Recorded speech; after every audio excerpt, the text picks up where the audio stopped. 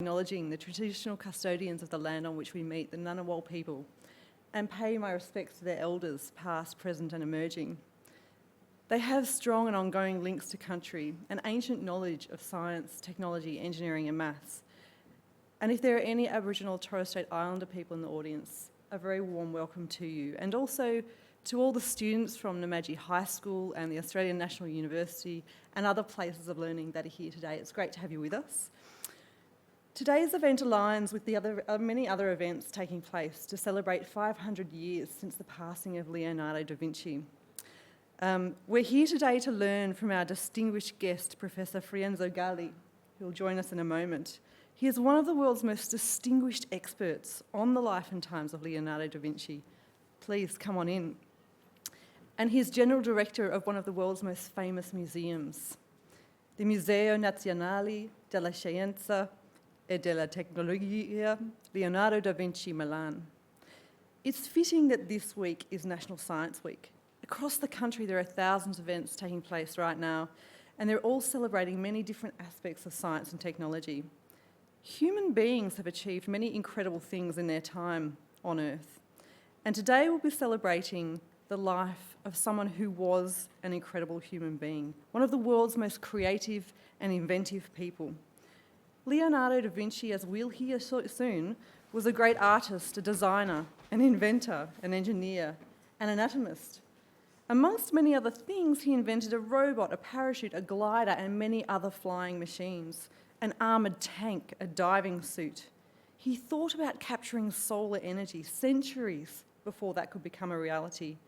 He planned a city, and he made many important discoveries about the human body. 500 years after his death, we are still discovering new things about him and still being inspired by the thousands and thousands of designs that he came up with and the artworks that he produced, but in many cases, never finished. He was a marvel. And now to tell us more and to introduce our guest speaker, I welcome to the stage Dr. Filippo Leonardo from the Ambasciata d'Italia, the Italian Embassy here in Canberra. Welcome.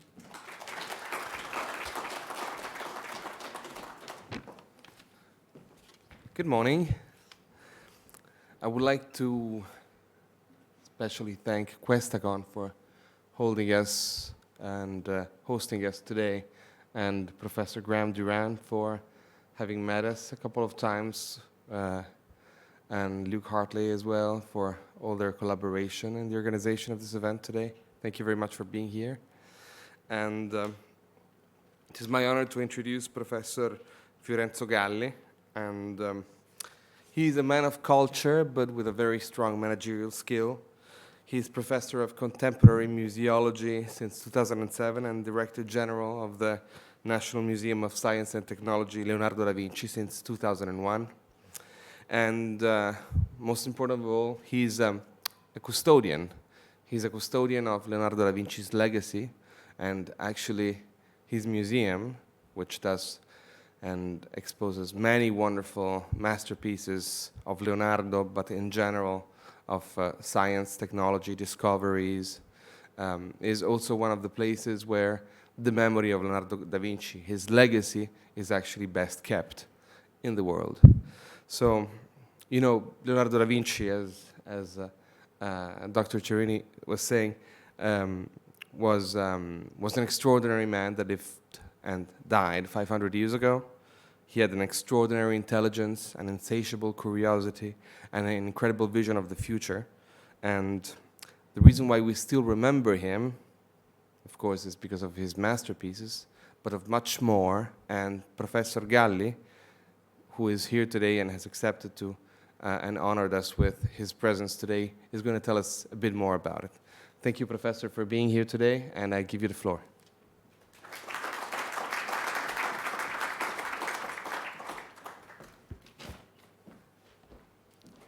A warm good morning to everybody of you, Excellencies, distinguished guests, dear friends, ladies and gentlemen, dear teachers and dear students here and in streaming. It's a pleasure for me to be here with you today, and I wish to thank the Italian Ministry of Foreign Affairs and the Italian Embassy in Canberra, Dr. Filippo Leonardo, and Anna Maria Fioretti, scientific attaché of the Italian Embassy in Canberra. I'm Professor Graham Duran, Director, and Luke Hartley, Manager of International Governance of Questacon, and you, Bobby Cerini, thank you for introduction. For their enthusiasm and commitment that brought me here to talk about our wonderful Italy and an extraordinary individual that is Leonardo da Vinci, and to have the opportunity also in these days to visit your extraordinary country, the first time for me. We have just 35, 40 minutes, so I try to leave you some crucial information regarding our museum and Leonardo by words and some images, not using every image slide by slide, not to spare time. During the Q&A part of the evening of the day, of this morning, I can give you more information regarding your possible curiosities. 500 years have passed since the death of Leonardo, and this anniversary is being celebrated with passion all over the world. Leonardo was in fact born in the 15th of April, 1455, in Anciano, near the small town of Vinci, and died the 2nd May, 1519, in Amboise, in the castle of Clos-Lucé, in the Loire Valley in France. Firstly, I would like to show you a short presentation of our museum in Milano, the most important science museum in Italy, and one of the most influential in Europe. Every day we strive to give citizens an understanding of the value of scientific research and technology for the quality of our lives. And Leonardo da Vinci was chosen as a symbol of this commitment since the founding of our institution in 1953, celebrating the importance of curiosity and inquiry. Shall we go with the first?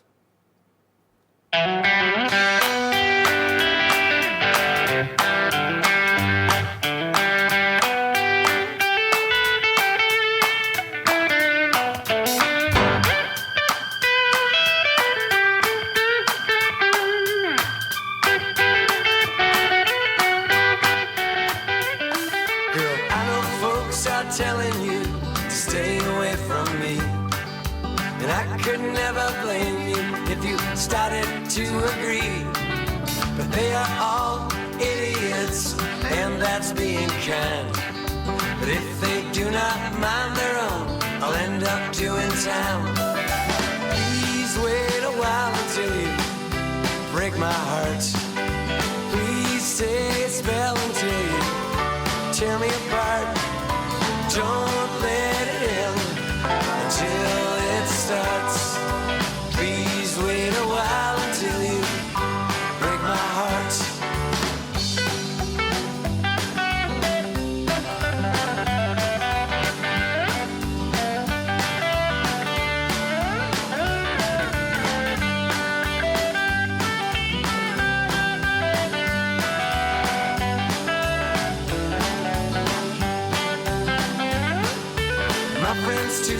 Telling me that you will never stay. You may not leave tomorrow, but there's gonna come a day. But they are all wants to talk about things going south. And if they can't find good to say, well, they should shut their mouths. But I'm paranoid, so tell me one more time you'll never go. Tell me everyone is wrong. Tell me all the things they'll never know.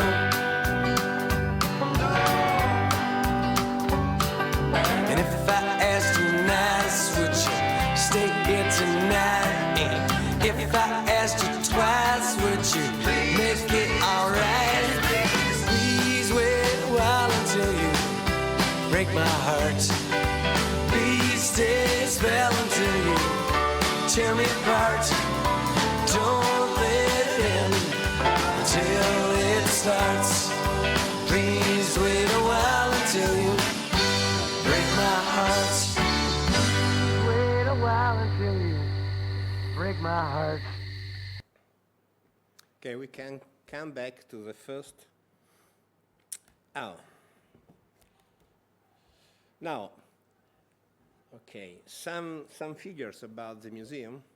50,000 square meters, 28,000 square meters of exhibitions and labs, 532,000 visitors last year, 40% from abroad, and 4,500 scholar groups every year.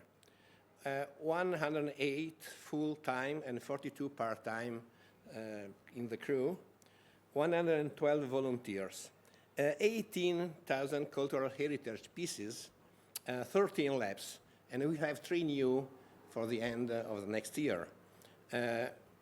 250 events every year. As I said, around 18 million euros in our budget, and 75% self-generated income.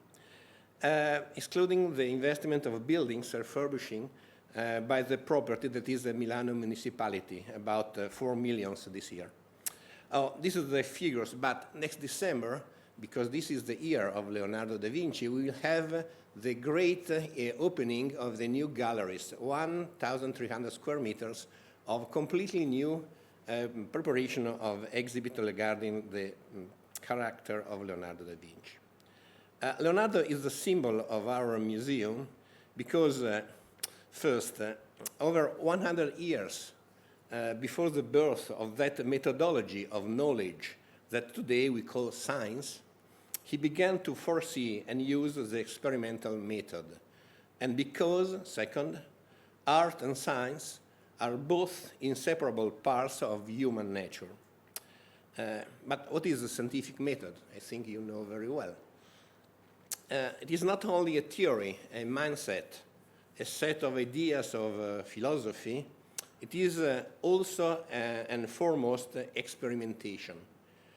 In this museum you do that. It is a method based on experiments, and for this reason it is also called experimental method. Galileo Galilei is globally recognized as the first to formalize the scientific method, but 100 later on the life of Leonardo. He claimed that scientific method associates sensible experiences with necessary demonstrations. That means with mathematical demonstrations. Going back to Leonardo, we celebrate Leonardo because he was a great artist, but also for other reasons that are the topic of our conversation today. Now we are going to see some images that refer, almost in chronological order, to some places, works, and episodes of Leonardo's life. Then I will tell you why we believe his work and legacy are so important for the history of humankind. Let's go with the second, please.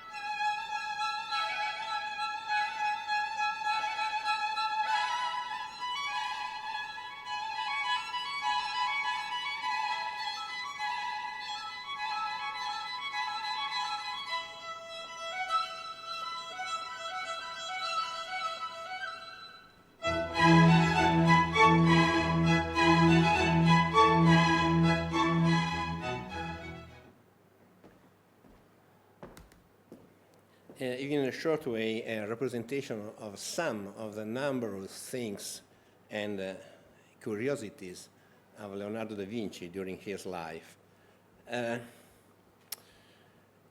Relevance of Leonardo today. Why Leonardo da Vinci, who died 500 years ago, is so relevant today? Because he was a great artist, certainly, that is true. But we have many great artists in the history of humankind. Leonardo is extremely relevant today, even though his work seems to belong to a remote time in history, especially in these difficult times in which we have to cope with several and new severe conditions for the future of the planet, the nature, and the human beings. Let me immediately clarify something about this statement. It does not refer to his inventions or alleged ones, but rather to his method of study and work, and to his behavior towards nature and human beings. Leonardo, during his entire lifetime, observed everything that surrounded him and that caught his attention. He did this meticulously and inspired by great curiosity. Please keep in mind this first important concept, curiosity. This attitude is common to the artist and the scientist in their path of a continuous research. In Leonardo, curiosity is fueled by the use of drawing as a method of study. He hadn't any camera. Drawing becomes a tool for investigation that he will never abandon and that characterizes him. You could see behind me a few examples of the extraordinary quality of his drawings and his notes. In particular, Leonardo observes nature with great respect. He doesn't this with the purpose of understanding its characteristics and laws, not only to satisfy his curiosity, but also to improve people's life. So please take note of another concept, the caring respect for nature. This is a very contemporary issue. Maybe you know that Leonardo loved nature and animals to the point that he used to go to the market to buy birds in cages and free them. The Veduta della Valle dell'Arno, you saw before, a drawing dated by hand of the master August 5, 1473, is an extraordinary early example of Leonardo's observation of nature and his drawing ability. Another reason why we can say that Leonardo is relevant today is his attention towards the work of his predecessors and contemporaries, the respect and attention for the thoughts of others.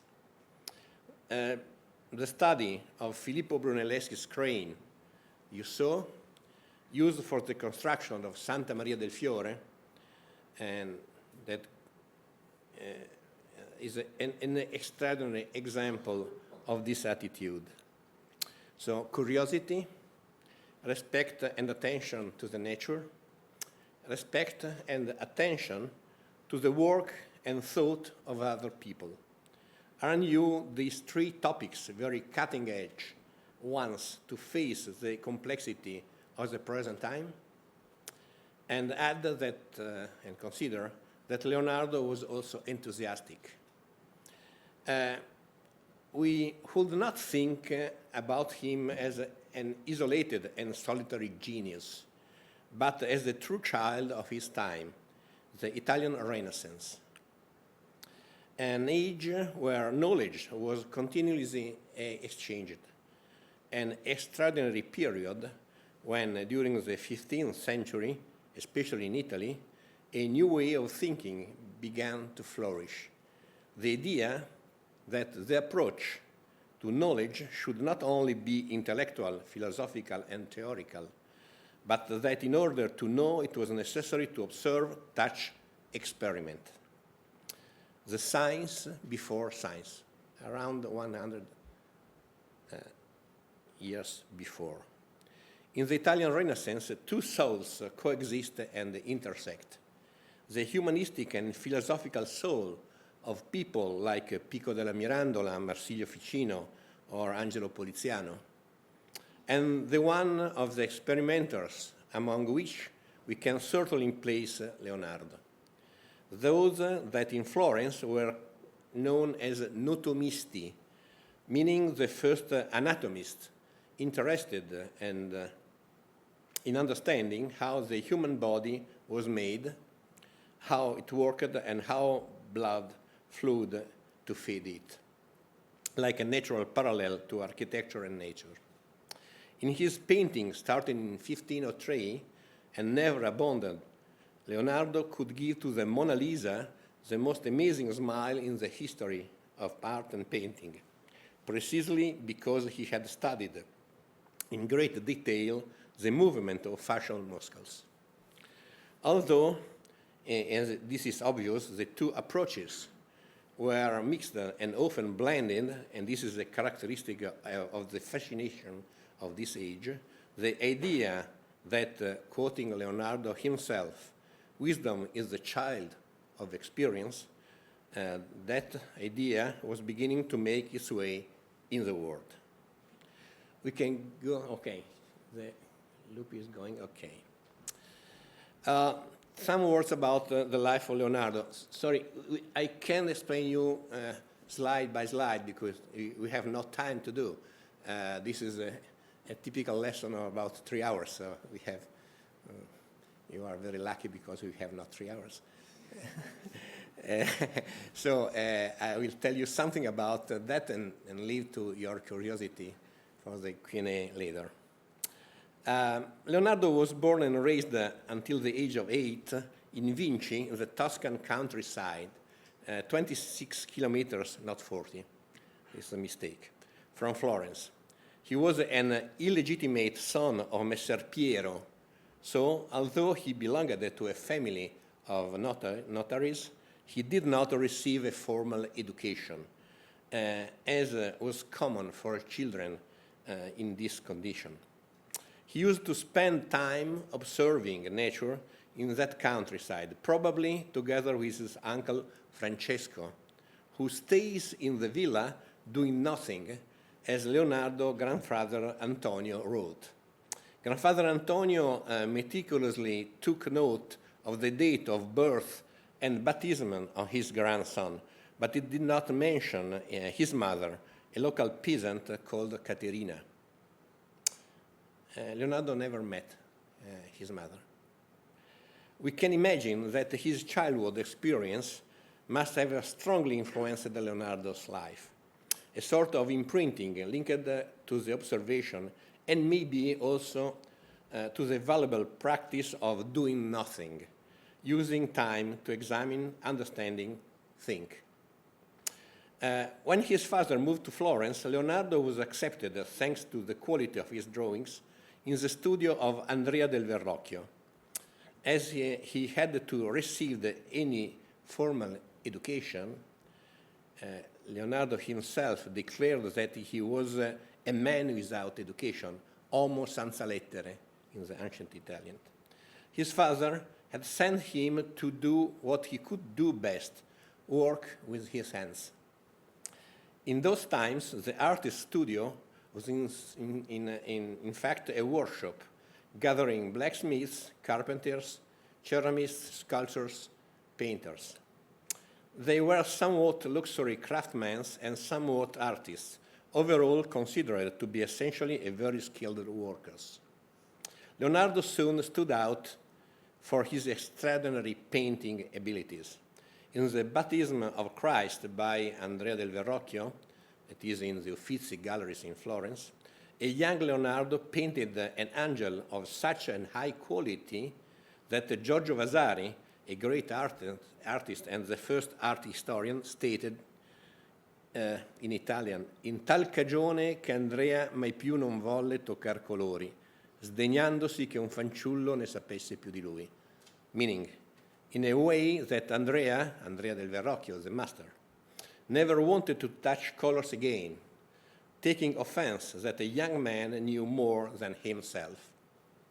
His inclination for experimentation becomes particularly evident in this first Florentine period, both in the Annunciazione in 1472, he was 20, in the Uffizi galleries in Florence, which was supposed to be observed from the bottom right to return his right perspective, a real strange situation. And in the Adorazione dei Magi, started in 1481 and never completed. We have a lot of paintings of Leonardo never completed because he studied a lot to be perfect.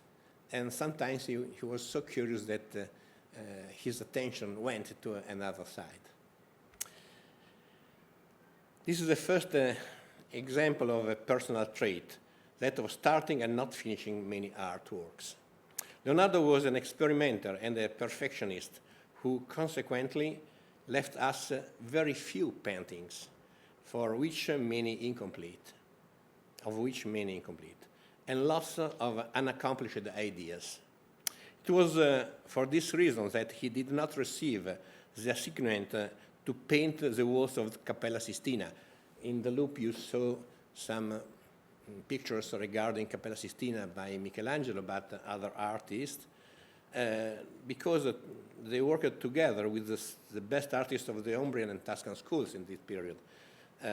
Of those years was Pietro Perugino, Luca Signorelli, Sandro Botticelli, Cosimo Rosselli, Domenico Ghirlandaio, and then Pinturicchio, Piero di Cosimo, and Bartolomeo della Gatta. If you go to have a look on internet about these painters, they're all of them very famous, great artists of this period, but Leonardo wasn't called by the Pope Sisto IV della Rovere to paint the walls of Cappella Sistina because they had not the impression he could finish his work because he was a perfectionist, while these people works a day for a meter.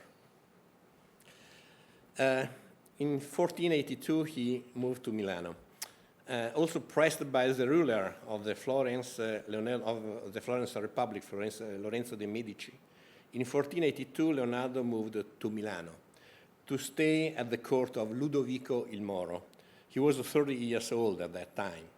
In that period, as in many other epochs, artists needed sponsors, rich masters who could support them and be proud of their works. Leonardo presented himself to the Sforza with an appointment letter structured in 10 points, describing himself above all as a military engineer, able to build fortresses, devices to conquer them, bridges, weapons, and more. Only halfway through the 10th point, he claimed to be also a painter. Milano was in fact often at war with other Italian states. In Italy, in that period, we have 17 different states fighting together every time. And with France, a powerful and hostile kingdom. The ability to build weapons was thus an excellent argument to convince a potential employer. When he moved to Milano, he found a productive city very different from the sophisticated Florence. Milano was Milano already in those times. This stimulated his curiosity, and since his arrival in the city, he never walked around without a notebook in his pocket to draw and take notes. In spite of the appointment letter, Leonardo was well known as a painter. Indeed, in 1483, he obtained from the Confraternita dell'Immacolata Concezione and the prior Bartolomeo Scorione the commission to paint an altarpiece for the Church of San Francesco Grande. The agreement, very precise and detailed, foresaw something different from the masterpiece that Leonardo created, and that we know of as the first version of the Vergine delle Rocce, the Virgin of Rocks, 1483, now in the Louvre in Paris. A second and famous version printed in 1500, with the participation of pupils of his studio, probably such as Marco Dogiono and Giovanni Antonio Boltraffio, is currently at the National Gallery in London. There is a third version in private collection in Switzerland, and there is another version by Francesco Melzi, a pupil of him, close to our museum in Collegio degli Orsolini in Via Lanzoni in Milano. The arguments between Leonardo and the Confraternita around the first version of the Virgin of Rocks are typical of his style. Yet again, Leonardo, as a researcher, brought a crucial revolution. But why Virgin of Rocks is so revolutionary? E1, please.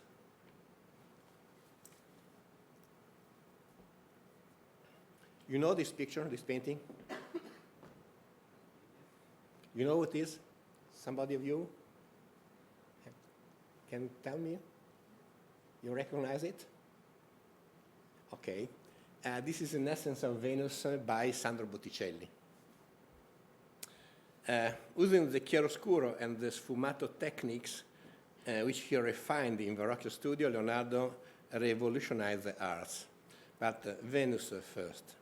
Look at the painting, The Birth of Venus, that was made in 1482-1485 by Sandro Botticelli, Leonardo's companion in Verrocchio's studio. The expression shows the joy and the expression of Venus, of the face. The joy of birth, yet her traits are already veiled by the melancholy of existence. It is extraordinary and unique, one of my favorite paintings. However, look at the black contour that separates the body from the background.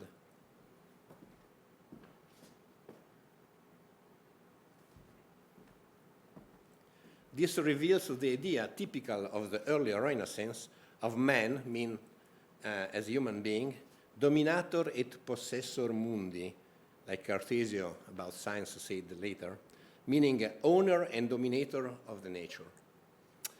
In contrast, let's go to the second one, please.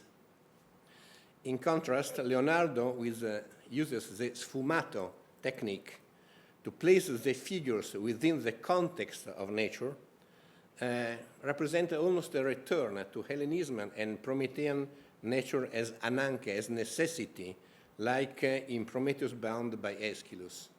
The human being is part of the nature, is inside of the nature, and for this reason he must respect it, otherwise it is as if he is disrespecting himself. And this is the great revolution of this period, the first Renaissance with Sandro Botticelli, the complete evolving of Renaissance period with Leonardo da Vinci and then other, Caravaggio and other. In Milano, we can go back to the loop, please. In Milano, Leonardo remained a great painter. La Dama con l'Ermellino, Cecilia Gallerani, in National Museum in Cracovia, in Poland. Probably in honor of the Duke Ludovico Sforza, who received in 1488 from the King of Naples the prestigious title of Knight of the Order of Ermine, or more in Greek, Galli means Ermine, so allusion to the name of Cecilia Gallerani.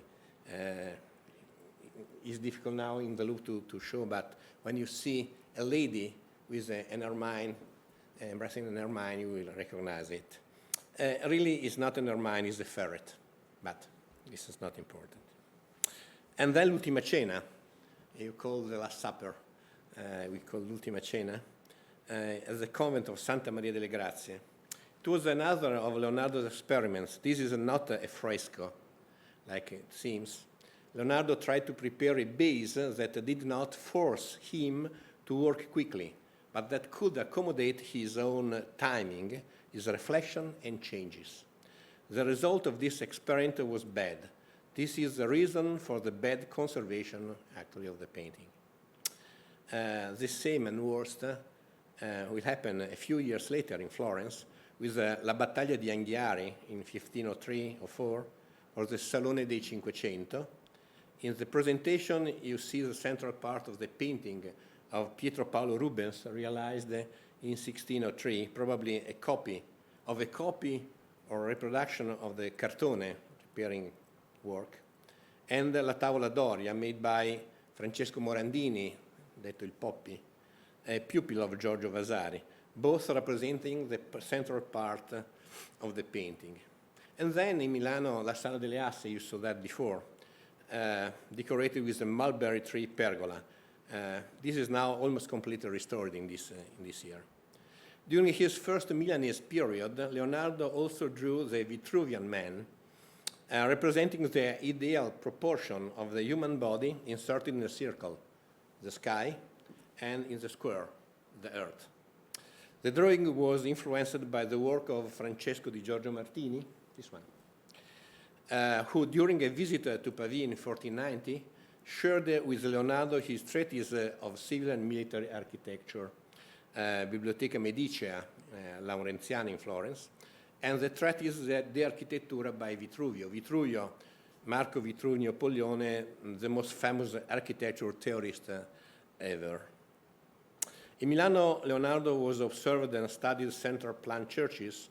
He also began to investigate the concept of ideal city, another typical notion of the Renaissance. This attention towards architecture inspired his anatomy studies on the human skeleton. Human skeleton as the architectural part of the human body. During the second stay in Milano, Leonardo studied also the possibility of human flight, inspired by his research on the bird flight. His first attempt produced ideal models of beating wings. Later, he worked on models with fixed wings, like Delta, and we have evidence that it could fly. A friend of mine built one of these, and he could fly.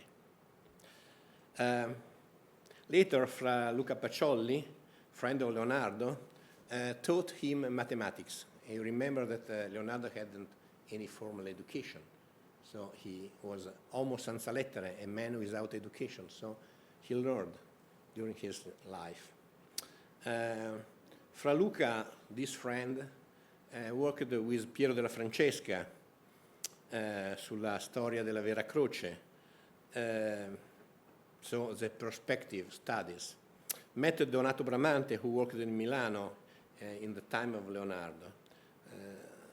But especially Fra Luca wrote the Divina Proporzione. The Divina Proporzione is an invaluable book, only just 3 original, 2 surviving. One is in Milan in Biblioteca Ambrosiana. And in 1509, this book was printed in 60 illustrations made by Leonardo da Vinci. We have several information about the life of Leonardo, but I think we can finish by just few words. The legacy of Leonardo is enormous because he gave his attention to everything he met during his life. And have a good friend of mine who is called Edoardo Boncinelli. He is the most important genetist in Italy in the present moment. And he afraid, Edoardo said, with a great effort, somebody can try to be like Isaac Newton, and with a greater effort like Albert Einstein, but nobody can try to be like Leonardo da Vinci. So thank you for your attention, and I'm waiting for your question. Thank you very much.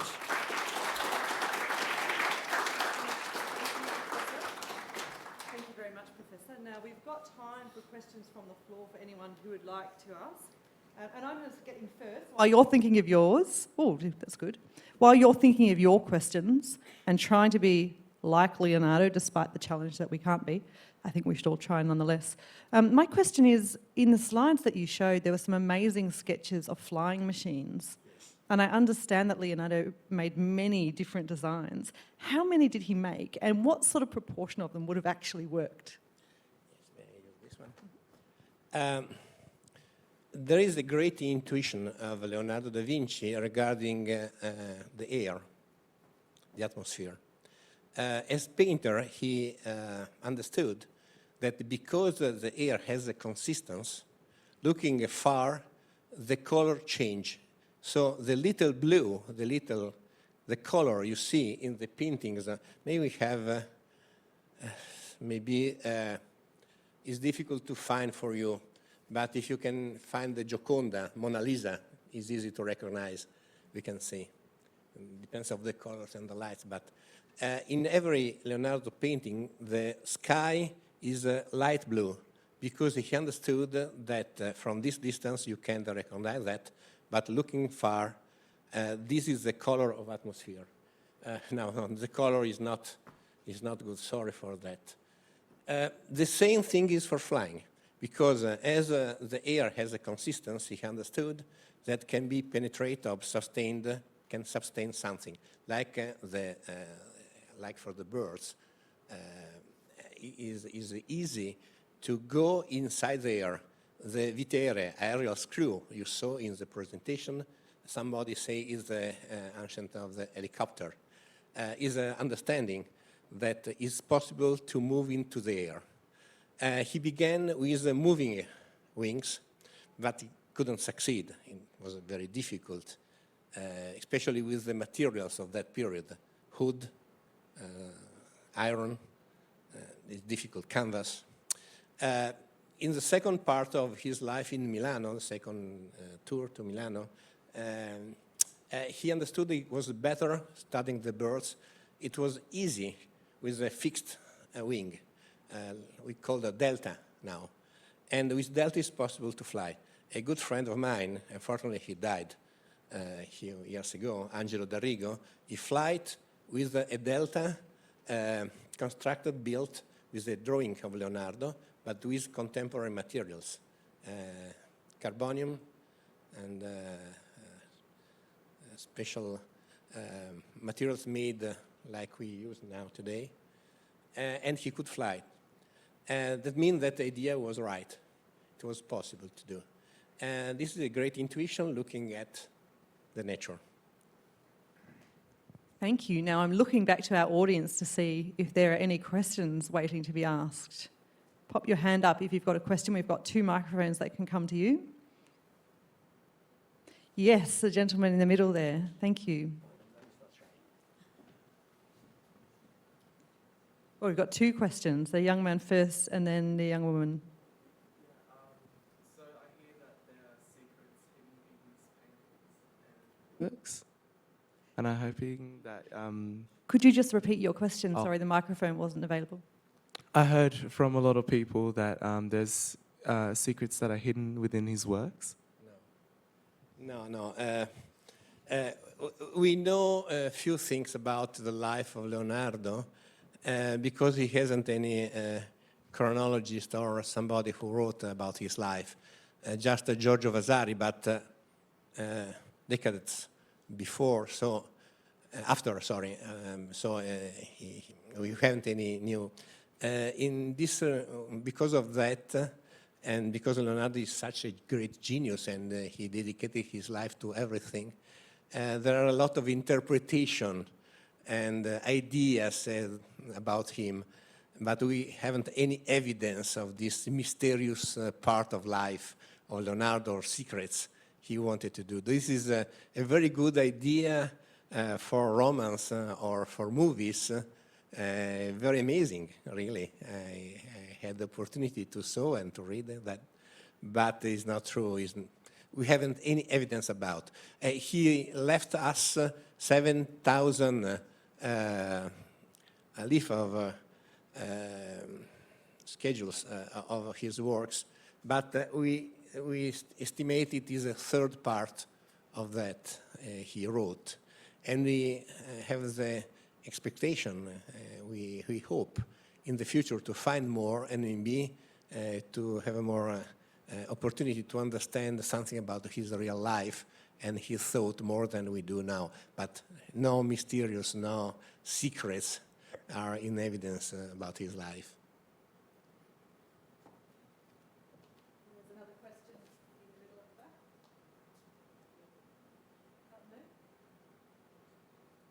Yes, the young lady over here, thank you.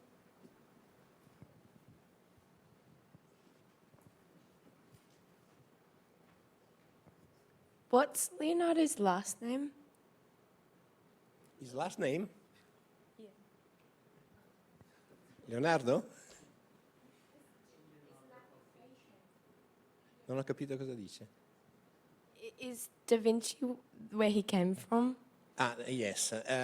In that period, in Italy, sometimes people had not a name. He had a given name, Leonardo, from the family, but the people coming from the little town, all of them are Da Vinci, coming from Vinci. He hadn't any family name like we are used today. Thank you. I think we've got another question just here on the end. Thank you. Is it true that Leonardo wrote in his journals in mirror writing so that you could only read them if they were, if shown in a mirror? And if so, why do you think he did that? Non ho capito bene cosa. Okay. Yes. He had the same problem I had because I was born left-handed. But I'm 64 years old, so we wrote at school with the ink, and with my left hand, I went with my hand on the ink, destroying my words. And so at school, they used me to write with the right hand, not to do that. In the world of Leonardo, he began to write, going to right, from right to left. And in this way, the best way to read is like a mirror. But it's not a mysterious thing. It's a way of living for a left hand in that period.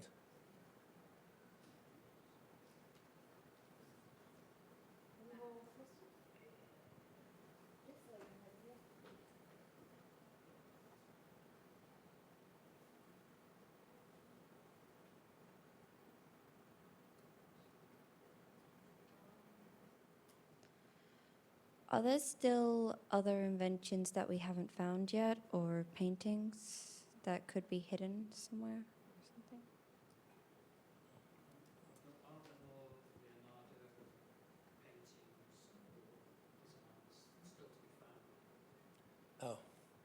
Oh. About the attribution of something painted by Leonardo, we have very few paintings from him. We hope to find something more. Some of the paintings we know that Leonardo made, like Leda, for instance, are not found.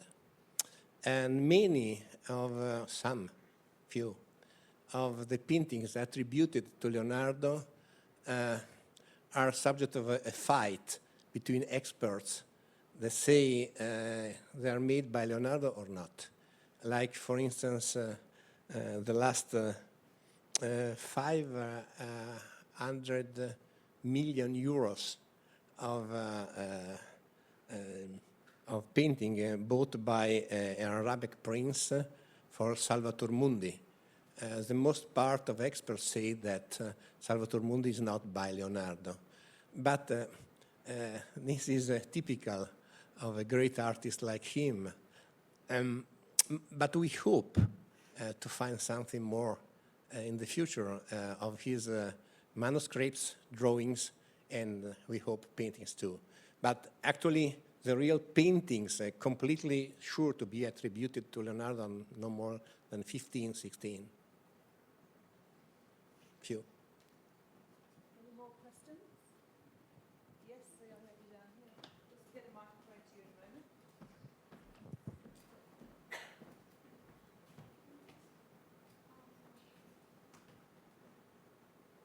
While he was alive, did he receive a lot of recognition for his inventions as well as his paintings, or was it just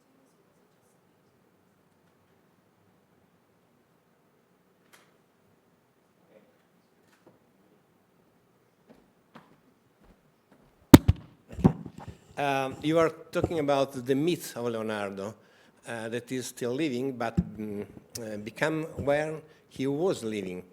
Leonardo was famous and was recognized as a great artist and a great character, even he was living. He went a day in around 1514 in Bologna, a city in the center of Italy, with the Pope Leone X Medici, and there he met the prince, the king of France, François Ier de Valois. French was Francesco I di Valois. And the myth of Leonardo was very well known by French people, and the king asked him to follow him to France. This is the reason why he spent the last 3 years of his life in France, from 1516 to 1519, because the myth, the idea that Leonardo was a great character was still very well known also during his life.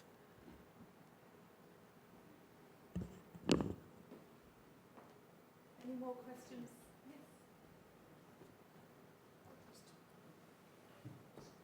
Leonardo developed a large number of weapons, or had designs for weapons. You mentioned that there was a history, a lot of warfare between different city-states. How important was that in his work? You know, was he caught up in any of the conflicts between the cities? It was important the first part of his life, as I mentioned, because by this presentation he could find a job in Milano with Ludovico il Moro, every time fighting with somebody. We have to think to this period in Italy, in all Europe, like a very continuously fighting period, in which weapons were really important. The fortresses were important. The weapons were very important. But Leonardo hated the war. This is just a way to find a job. He worked for fortresses and weapons, especially in the period after the conquest of Milano by French kingdom, when he left Milano and he went to Imola, Urbino, Pesaro, cities in the center of Italy, and working for the son of Papa Alessandro Borgia, Cesare. And he was a warrior, and he wanted Leonardo to help him during his fighting his battles. But you have to remember that Leonardo was a peaceful man. He lived in a period in which war was the life every day for everybody. And he left us a lot of ideas regarding that. Like he left us a lot of ideas about regarding everything he had the opportunity to touch, to see, to understand, to study, even a way to make a hole in the boats to fight against them, or to go under the water like we do now, and breathing with the tube, to make the same thing and to go around to come si dice affondare, to get down the boats of the enemies.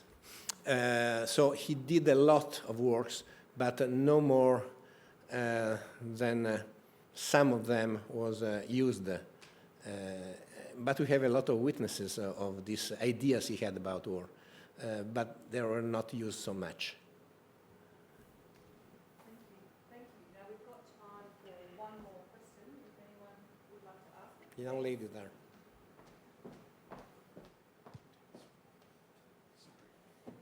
Okay. Oh, yes, here we go. Thank you. Did he enjoy being famous? Did he enjoy being famous?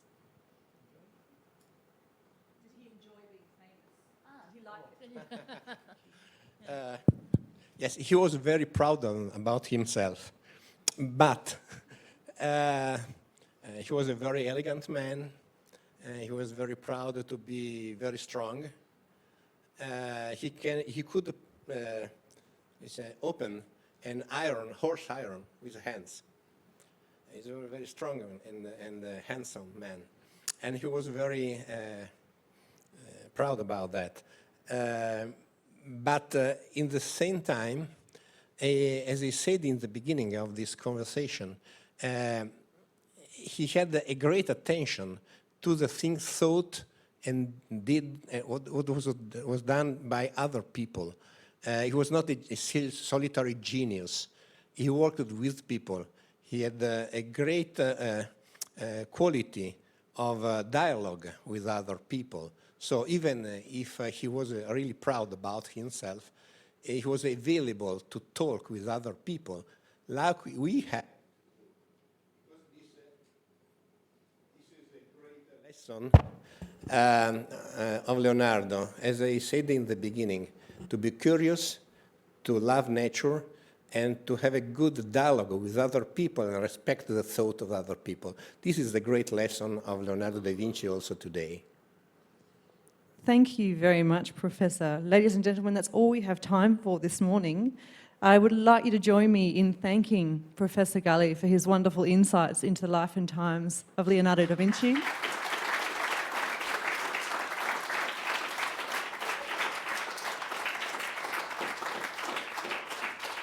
Now, please, we hope you stick around in Questacon and enjoy the rest of the activities that the centre has to offer. If you haven't yet seen our moon gallery, you will